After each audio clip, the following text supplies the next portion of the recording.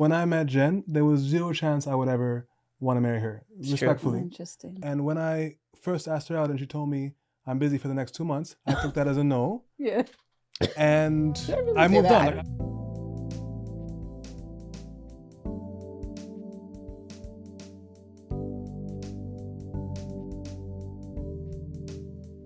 I remember having a moment of grief.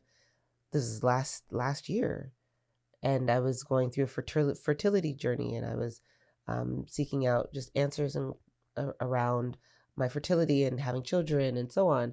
And the doctor and I had a conversation with like regard to my lab results and stuff. And she was like, hey, you can move forward in this area, or you can do this, that, and the next thing. We're talking about funding and IVF and blah, blah, blah. And she said, you likely won't be able to get the deadline or get in and get your application in before the deadline for funding in Ontario or in Canada. She said, you missed the deadline for registration. And that to me was a moment of grief. I was like, oh my God. Like it was like a hard hit. Mm-hmm. But how could I ever have anticipated a moment of grief 10 years out? You couldn't. Not in that particular situation, right? Can't. Yeah.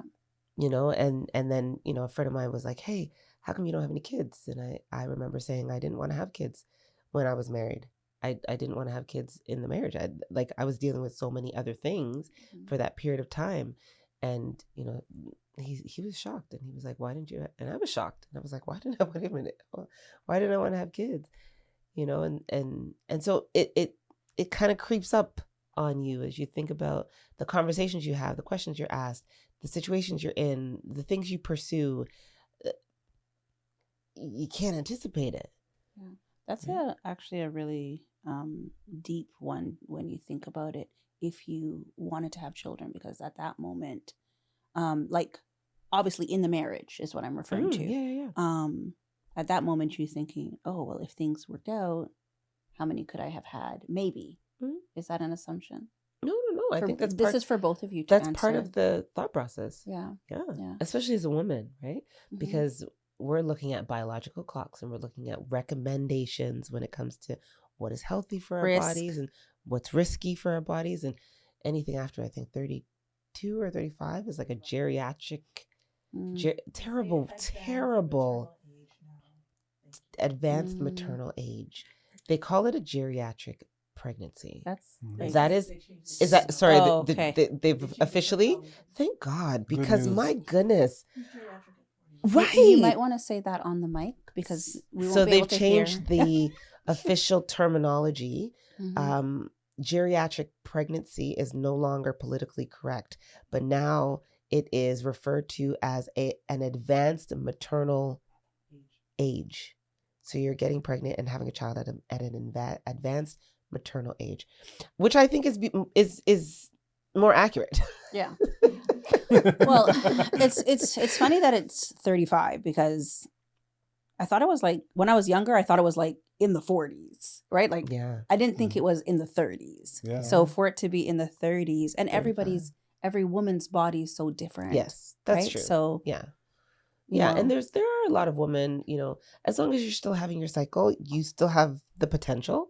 And I know now, given the advances that we have technologically, medically, there are women in their 40s and 50s having kids and doing so purposely. Yes. So I thought it was a trend.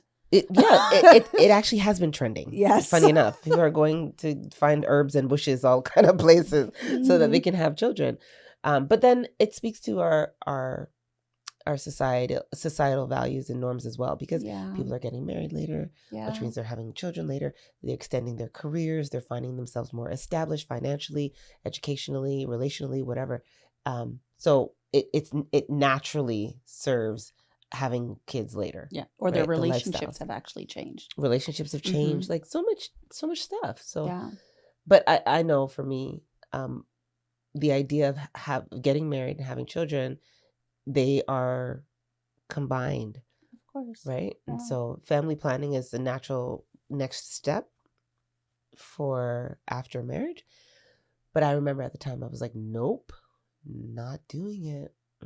I had a hard no on the inside of me. And again, I think it speaks to just what came up immediately after marriage, and there was a lot of aversion and fear to deepening our connection because of what came up.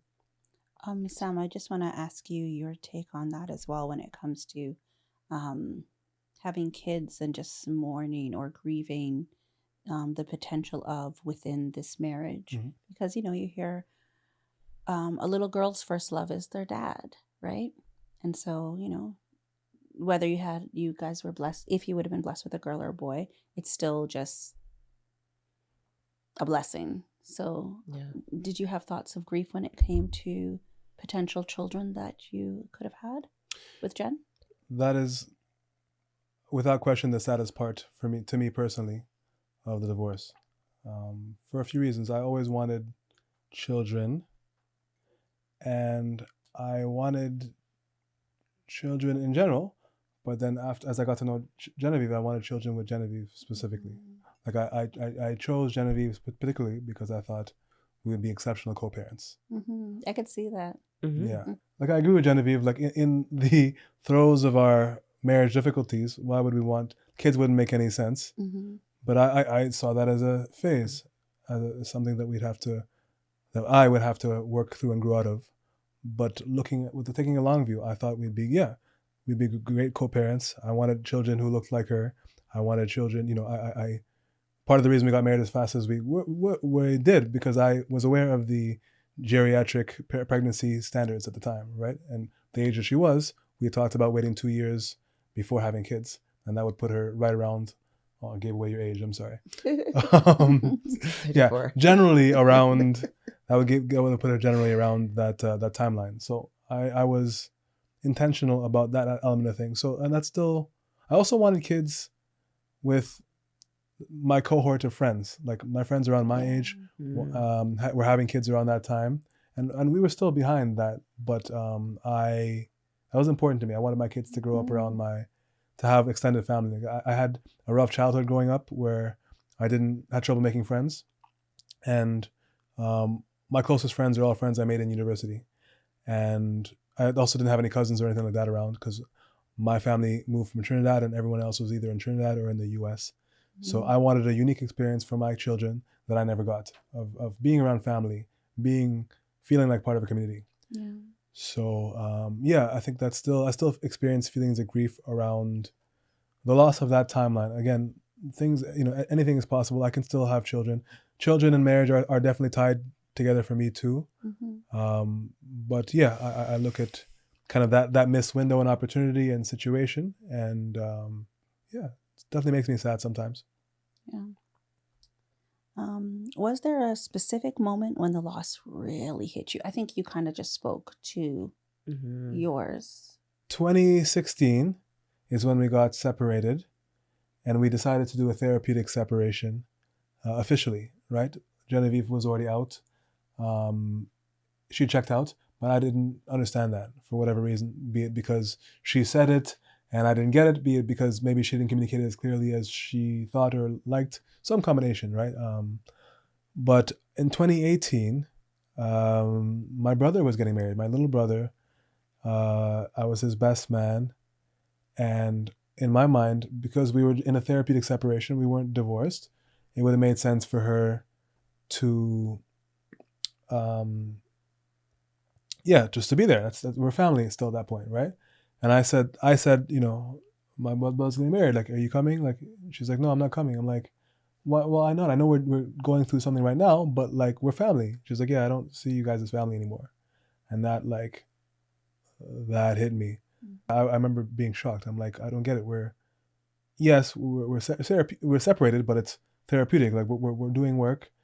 At the other end of this, we could end up being back together, having reaped the fruit of the therapy. Yeah. That's inherent in the name therapeutic separation. So why would you, like, my brother's only getting married once, hopefully. Why would you not be there is how I felt.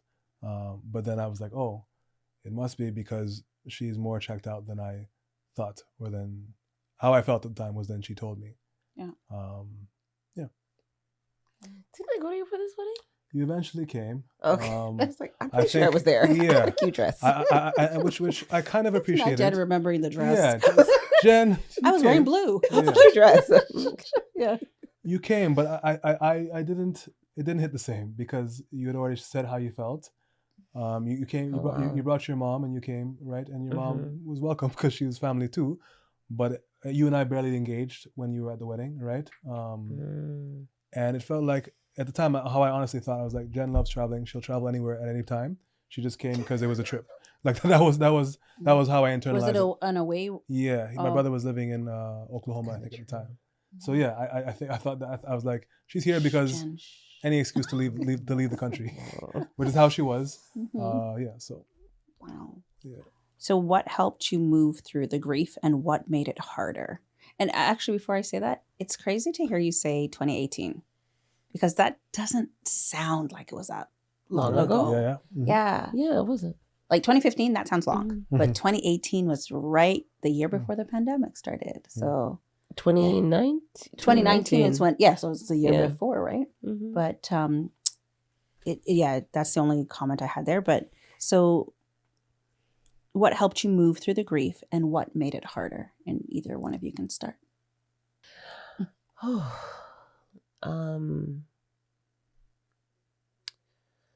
What helped me move through the grief? I would say two things in general just make grief easier, and this is true for me. Acknowledgement of the loss, and community. It sounds weird.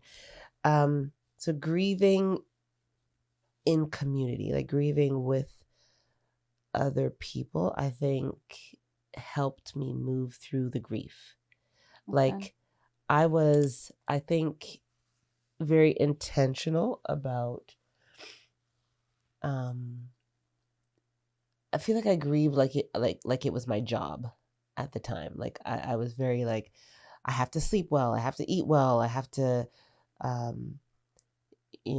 go to therapy, I have to go to support group, I have to do my spiritual direction, I have to do, like, I was like very almost mechanical, because you just went into this mode of, this is how you heal, this is how you, yes, exactly, this is what I got to do, exactly. And my whole life revolved around that. But I think also having like a sense of purpose, that's one of the things that I think really helped. And this thought, it's okay, maybe I'll say it like this.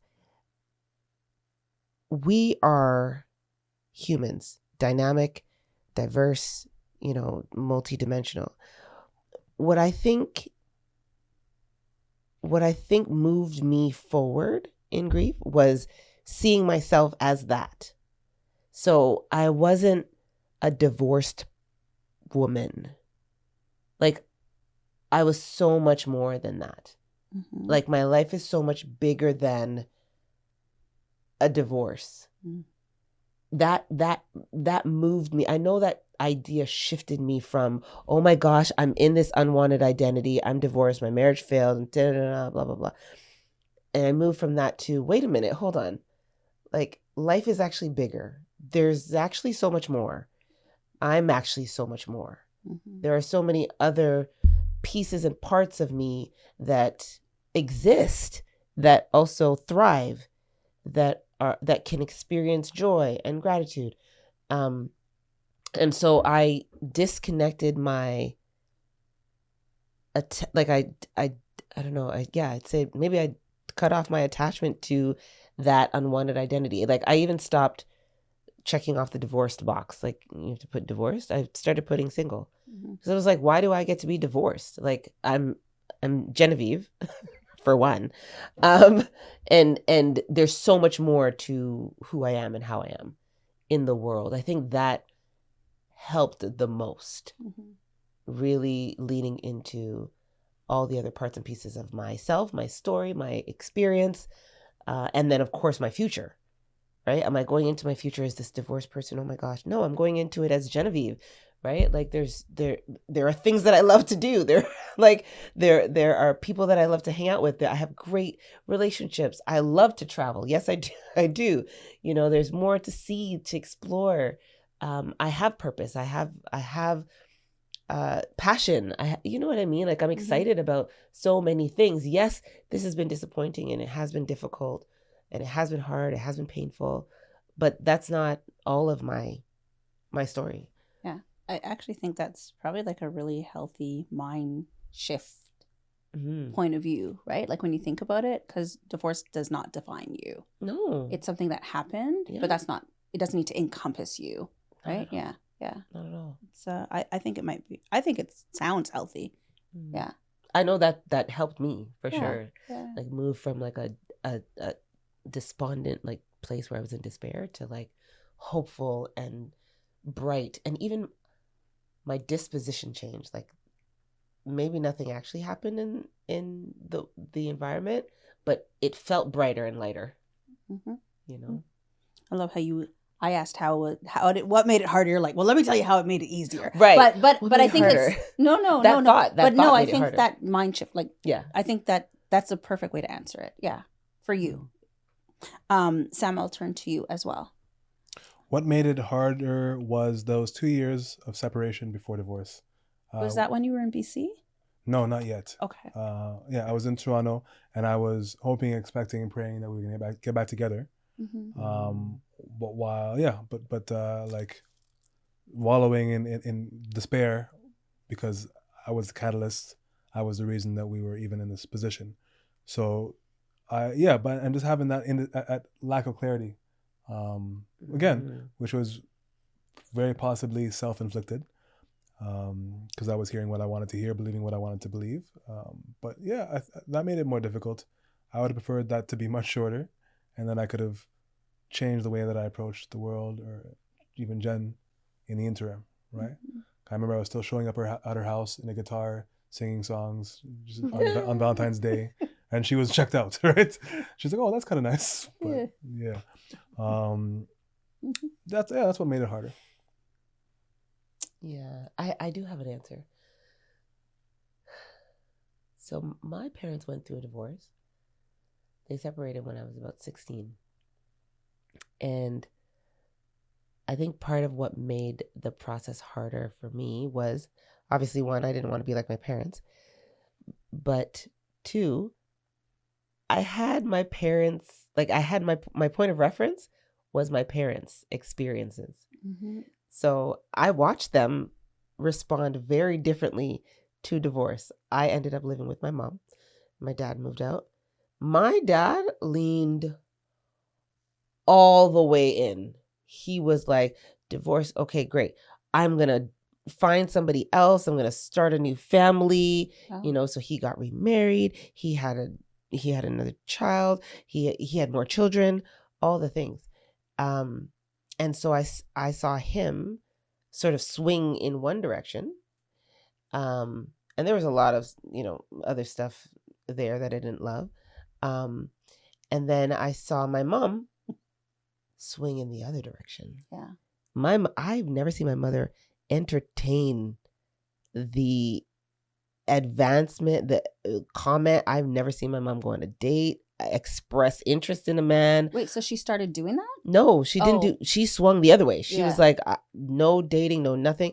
It was just her and her children, and she stayed single forever.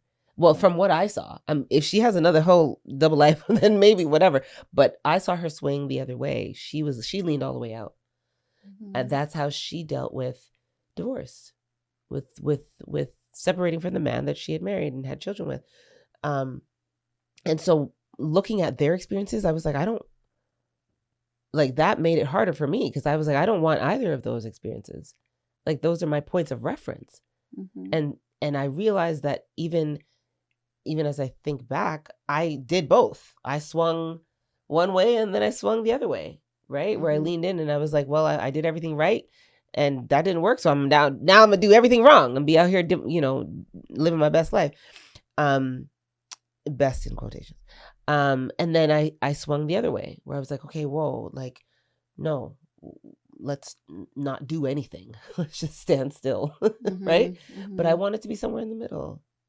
I didn't know how to do that. Yeah. And I had to learn how to do that. So I think even going through divorce as a child, I think that made it harder for me to go through it as an adult.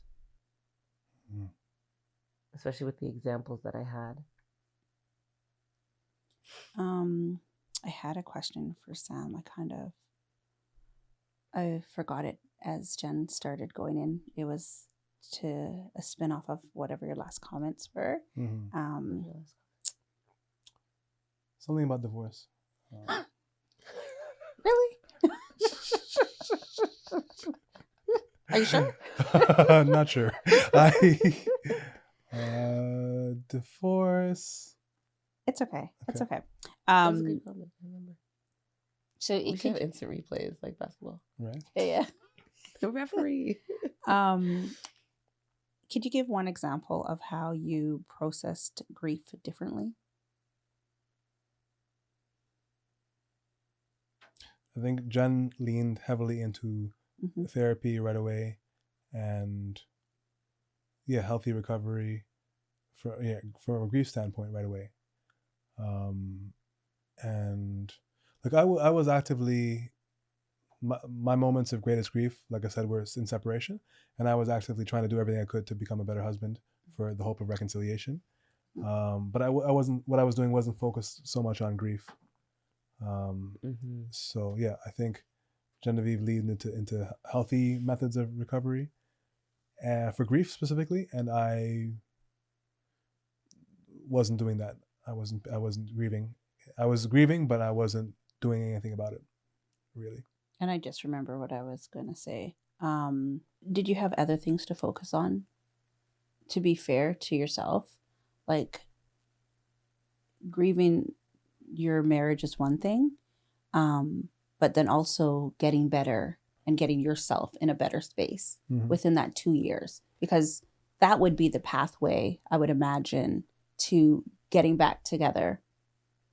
So you actually, to be fair, had other things to also think about in addition to grieving, even if you didn't have a chance to really think about grieving, right? 100%. And I think those things did help with grief. I think I threw myself into addiction recovery processes, and those things helped, like, especially because part of one of the possible contributors to addiction is trauma and things like that. So part of the work that I was doing was, I guess, to a degree, around grieving everything that had happened, either that I had done or that had been done to me. So yeah, I think it probably it was easier and better to have that to lean on to some degree. The fact that I had a goal of overcoming addiction, but it was also tied to reconciling. And so so once Genevieve said that she definitively wanted a divorce, like, I dropped all of that for years. So did your healing kind of halt at that point? Or what did you drop at that point? Like the programs of addiction recovery that I had been pursuing. Did you kind of fall back then? Yeah, 100%. I was, my perspective was, I'm going to live in harm reduction mode and authenticity. So if I want to do it, I'm not going to lie about it to anybody. I'm going to do it. You know, in other episodes, I think I've heard you say something along those lines, and it made me question, and I can't remember if one of your previous co-hosts asked this question, but it kind of made me wonder, do you think you were punishing yourself at that point with the addiction? So yes, you have it, but now Jen has definitively said, we're not doing this anymore. And then you're like, okay, I don't need to focus on this right now. And I don't want to put words in your mouth, but you tell us, do you feel like you were kind of punishing yourself to a degree? Maybe, yeah. I was kind of like, well, this is what I deserve. This is who I am. Why try to do something better? Let me just, like the most harmful things, avoid those, the ones that are the greatest risk to myself or others, avoid that. And I did successfully, but then just kind of scale back and manage the risks a little bit better, but like not try to aim for anything higher, not worry about being the highest version of myself, because that was too painful. I'm glad to see that you are where you are now, right? Like you're in a better space for yourself, and that speaks to you, the love that you have for yourself, right? And just to wrap it up, looking back, what would you tell someone who's either in their divorce and they're grieving right now, or, sorry, I said that wrong, someone who's married that might feel like they're already grieving a relationship, right? And then what would you say to someone who's either going through that separation process? Because I feel like I'm seeing more and more people that have been married for a long period of time going through this now. And of course we all change, right? So I don't know what the triggers are or what the catalyst is to it, but I am seeing it. So what would you maybe say to someone in these two different scenarios? I would probably say the same thing out the gate to both.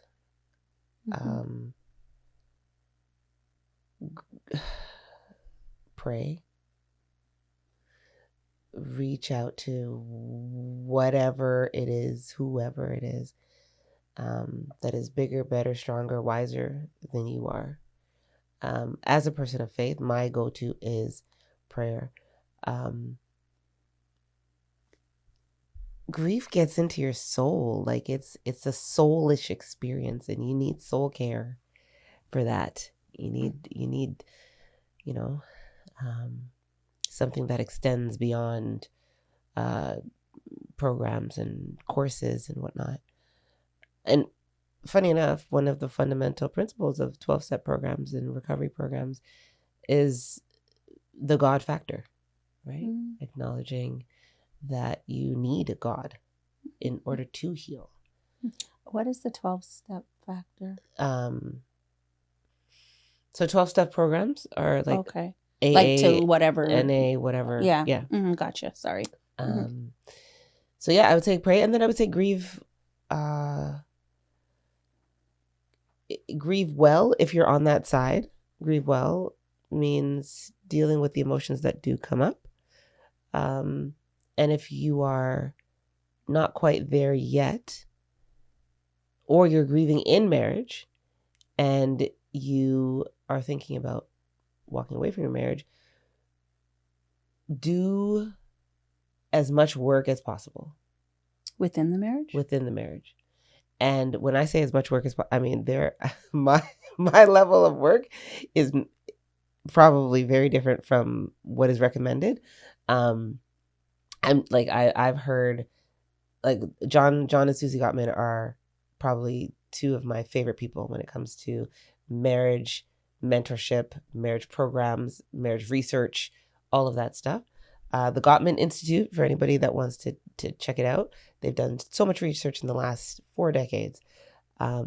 But they would be like, you need to do like intensive therapy, you need to do personal therapy, read your books, like there's so many stages and steps to take before giving up, before letting go, before quitting. And if you have any inkling that this can work, that your marriage can work, do as much as possible. Like do like the opposite of the bare minimum. Do the most. But are we holding on to hold on so that we say we're married? Or are we holding on because there's love there and it can last? Both. And I think they're both valid. So when is marriage is supposed to last. Marriage is supposed to be to the end. You're supposed to, my perspective, 2 things are ideally going to happen, and one of them is more guaranteed than the other. Number one, which is the thing that most people focus on, is you're going to meet and spend time with a beautiful person who is your partner, somebody who is your person, strong and wise and supportive and smart and kind in ways you never could have imagined, right? They exceed your expectations, even though you married them being in love with them. That's what most people expect. That's not guaranteed. But what is guaranteed is you're going to grow, you're going to become a stronger person, you're going to become a more capable person, you're going to transform. That's really what marriage is about. Marriage is more about your own character transforming and you developing into the best version of yourself and learning to, and if that other person is trash for 2 decades, you learning, how do I love somebody who's trash for 2 decades, right?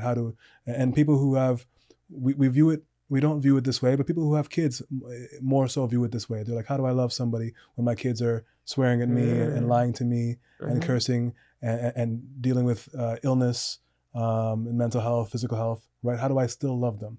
And it brings something out in people. Parents who have been through that, they have a different depth of character, a different level of capability. And that's really what marriage is supposed to be about at the end of the day. So I would tell anybody who, to change their emphasis, change it from, I'm hoping to spend the rest of my life falling more and more in love with somebody every day. That's good, but that's number 2. Number 1 is, I'm hoping to grow into the best version of myself who has a wider scope and ability to handle what life has to throw at them and to help other people. Yes. Well said. So you have been playing this game for the last few episodes where you have people, where you weigh in on if you believe after this episode. Am I saying it right, Sam? You ask whatever question, and we'll answer the question that you have in your heart. Is there a chance, cut this out if you want, and then I'll ask the other question. But is there a chance that after all this conversation,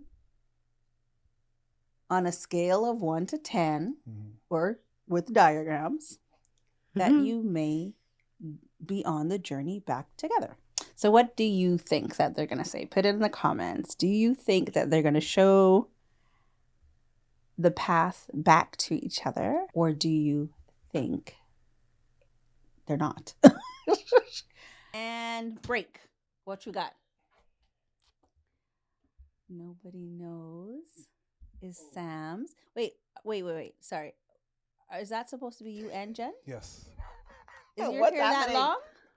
I have locks. She has locks. Hers are a little bit longer. Okay, but they almost look about the same. They look like reaching. Yeah. A little longer.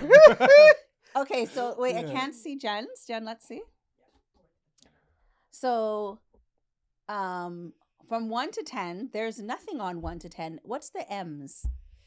So M, according to me, no.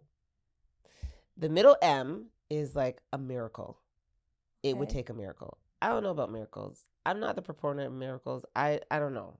That's not in my jurisdiction. But you do believe in miracles. I believe in miracles. Of course I do. But they're outside of my.